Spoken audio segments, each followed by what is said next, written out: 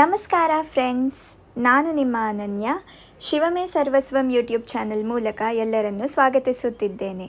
ಈ ಚಾನಲ್ನ ಮೊದಲನೇ ಡಿವೈನ್ ವಿಡಿಯೋ ನಿಮ್ಮೆಲ್ಲರಿಗೋಸ್ಕರ.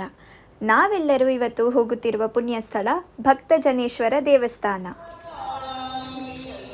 ಇದು ಶಿವನ ದೇವಸ್ಥಾನ, ಶುಕ್ರ ಪರಿಹಾರ ಸ್ಥಳ.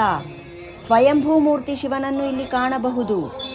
ಈ ಶಿವನನ್ನು ಬ್ರಹ್ಮ, ವಿಷ್ಣು, ಚಂಡಿಕೇಶ್ವರ, ಇಂದ್ರ ಮತ್ತು ಸಪ್ತಋಷಿಗಳು ಪೂಜೆ ಮಾಡಿರುವ ಸ್ಥಳ.